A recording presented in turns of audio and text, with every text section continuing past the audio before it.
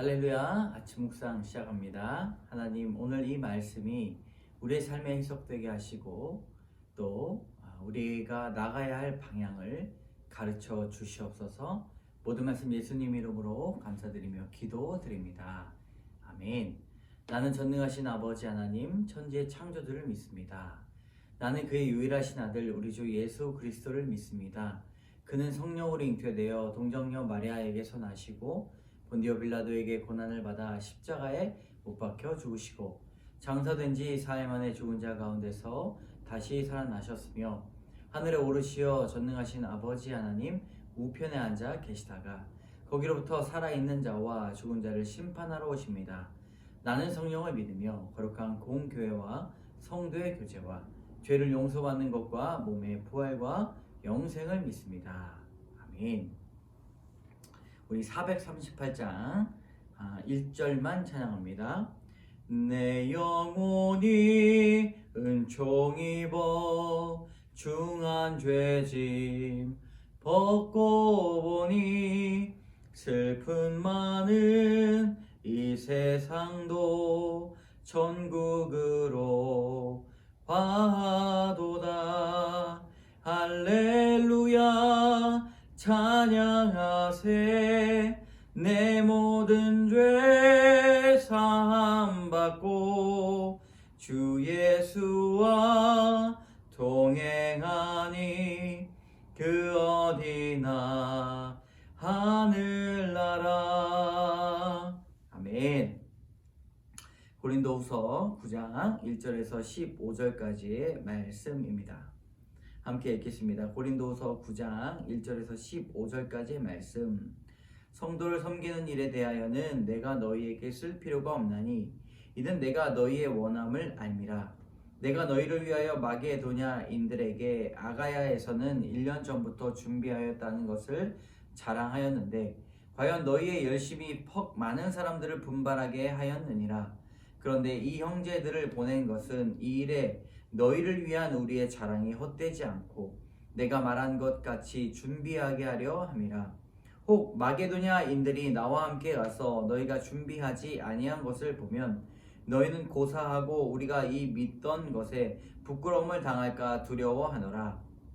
그러므로 내가 이 형제들로 먼저 너희에게 가서 너희가 전에 약속한 연보를 미리 준비하게 하도록 권면하는 것이 필요한 줄 생각하였노니 이렇게 준비하여야 참 연보답고 억지가 아니니라. 이것이 곧 적게 심는 자는 적게 거두고 많이 심는 자는 많이 거둔다 하는 말이로다. 각각 그 마음에 정한 대로 할 것이요 인색함으로나 억지로 하지 말지니 하나님은 즐겨내는 자를 사랑하시느니라. 하나님이 능히 모든 은혜를 너희에게 넘치게 하시나니 이는 너희로 모든 일에 항상 모든 것이 넉넉하여 모든 착한 일을 넘치게 하려 하심이라. 기록된 바 그가 흩어 가난한 자들에게 주었으니 그의 의가 영원토록 있느니라 함과 같으니라.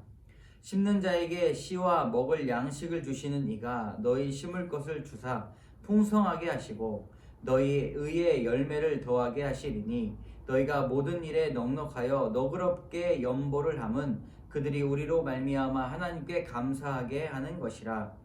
이 봉사의 직무가 성도들의 부족한 것을 보충할 뿐 아니라 사람들이 하나님께 드리는 많은 감사로 말미암아 넘쳤느니라. 이 직무로 증거를 삼아 너희가 그리스도의 복음을 진실히 믿고 복종하는 것과 그들과 모든 사람을 섬기는 너희의 후한 연보로 말미암아 하나님께 영광을 돌리고 또 그들이 너희를 위하여 간구하며 하나님이 너희에게 주신 지극한 은혜로 말미암아 너희를 사모하느니라. 말할 수 없는 그의 은사로 말미암아 하나님께 감사하노라. 아멘. 오늘은 바울이 고린도 교인들에게 연보하는 것에 대해서 그리고 다른 사람을 섬기고 다른 사람을 후원하는 것에 대해서 이야기를 하고 있습니다. 여러분, 우리는 다른 사람을 어떻게 후원하고 섬기고 있습니까? 오늘 말씀의 6절에 보면 이것이 곧 적게 심는 자는 적게 거두고 많이 심는 자는 많이 거둔다 라는 말과 같고 또 인색함으로 억지로 하지 말고 하나님은 즐겨내는 자를 사랑하신다라고 말씀하면서 바울이 고린도 교인들에게 인색함으로 남을 돕지 말고 모든 것들을 끝까지 풍성함으로 도와야 된다라고 말씀하고 있습니다. 오늘 귀한 하나님의 은혜, 성도를 섬기는 일입니다. 바울은 과거의 고린도 교인들과 함께 지내면서 그들의 원하는 것들을 알게 되었습니다. 그래서 예루살렘 교회를 돕고자 했던 이 고린도 교인들의 이 열정을 바울은 알았다는 것이죠. 그래서 성도를 섬기는 일에 대해서 한 가지를 더 권유하는데 끝까지 준비하고 약속한 연보를 미리 준비해서 억지 헌금이 아니라 참 연보답게 해야 된다. 그렇게 호소하고 있습니다. 이 고린도 교인들의 처음 시작과 같이 끝까지 그들이 성도를 섬기는 일 잊지 않고 해야 되겠죠. 어떤 사람은 처음에만 열심히 남을 돕습니다. 그리고 처음에만 시작을 아주 잘합니다. 그런데 끝으로 가면 갈수록 그런 것들이 떨어지고 그런 것들이 열정이 사라지는 경우들을 우리는 많이 볼 수가 있습니다. 교회도 마찬가지입니다. 한 사람을 도울 때 끝까지 도와야 되는데 담임 목사가 바뀐다고 또 정책이 바뀐다고 바뀌는 경우가 많이 있죠. 그럴 때는 적절한 절차를 거쳐서 이제 실행을 해야 되는데 갑자기 끊어버리고 또 이전에 마음 먹었던 그런 계획들을 갑자기 다 수포로 돌리는 그런 경우가 많이 있습니다. 그래서 다른 교회를 돕고 목사를 돕고 목회자를 돕고 선교사를 돕고 성도를 돕는 일은 굉장히 신중하고 또 끝까지 기도하면서 행해야 된다라고 이렇게 말씀을 들을 수가 있습니다. 우리가 적용 질문인데요. 내가 공동체를 위해 끝 맺음을 잘 해야 하는 선한 일은 무엇입니까?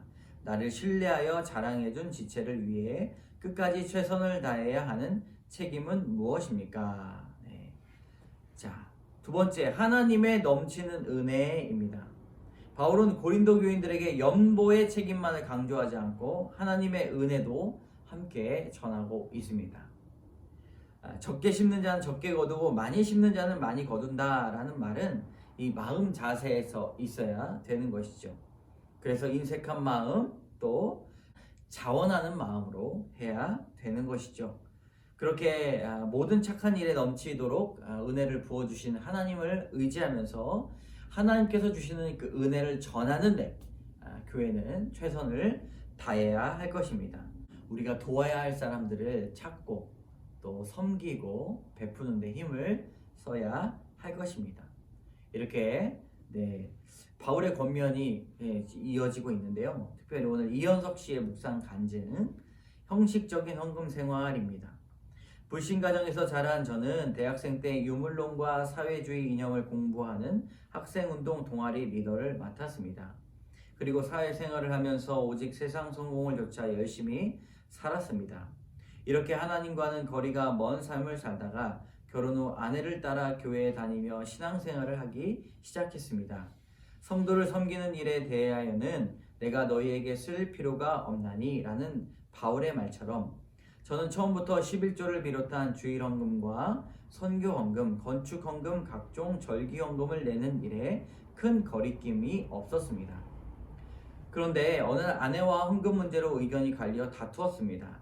생활비가 부족하여 모아온 적금을 중도해약하는 상황이 되었는데 아내는 수입이 생겼으니 11조를 내야 되지 않겠냐는 의견을 내었고 저는 이미 11조를 하고 남은 돈을 모은 것이니 또 낼 필요가 없다는 입장이었습니다. 그렇게 다투던 중 저는 화가 나서 목돈을 좀 더 불려보고자 들었던 적금인데 여기서 또 11조를 떼야 하는 거면 장롱에 돈을 모으고 말지 적금은 왜 들었겠어? 이렇게 모은 돈에서 11조를 또 뗄 거면 이자를 10% 이상 주는 적금을 들어야겠네? 요즘에 그렇게 이자를 쳐주는 적금이 어딨어? 라며 아내에게 따져 물었습니다. 그동안 저는 헌금 생활에 특별한 문제가 없고 제 믿음이 좋은 줄 알았습니다. 물론 교회에 헌금하면 사회단체에 기부하는 것보다 더 좋은 것에 쓰일 것이라는 믿음은 있었습니다. 그러나 아내와 다투며 내 생각을 입 밖으로 내고 나니 그동안 헌금 드리기를 마치 임무 수행하는 것처럼 감사와 기쁨 없이 해왔다는 사실을 깨닫게 되었습니다. 아내는 기쁜 마음으로 물질을 주신 하나님께 감사하기를 원했는데 부끄럽게도 저는 그런 아내의 마음을 헤아리지 못하고 화만 내었던 것입니다. 그 후 저는 형식적인 헌금 생활을 회개하고 아내에게도 화내서 미안하다고 사과했습니다. 또 적금을 해약하고 찾는 금액 중 일부를 떼어 각각 그 마음에 정한 대로 할 것이요 인색함으로나 억지로 하지 말지니 라는 말씀처럼 아내와 함께 기쁜 마음으로 감사헌금을 드렸습니다. 이제는 하나님이 주신 것에 감사하고 그것을 이웃과 즐겁게 나누는 성도가 되기를 원합니다. 네, 이 굉장히 구체적인 헌금 생활까지도 나누어 주셨는데 적용이 아내와 의견이 다를 때에 섣불리 판단하지 않고 이유를 묻고 살피겠습니다. 숙제하듯이 헌금을 드리지 않고 가족과 함께 감사하는 마음으로 준비하겠습니다. 네, 여러분 오늘 기도하겠습니다. 참 좋으신 하나님 감사합니다.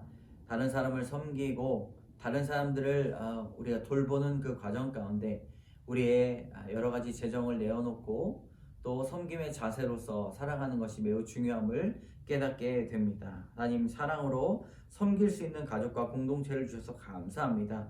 우리의 소유를 사랑으로 나눌 수 있게 하여 주시고 감사로 주님 나눌 수 있도록 인도하여 주시옵소서. 즐거운 마음으로 구제에 동참할 수 있도록 도와주시고 하나님 귀한 헌물이 귀한 예물이 주 앞에 드려질 수 있도록 인도하여 주시옵소서. 모든 말씀 예수님 이름으로 감사드리며 기도드립니다. 아멘.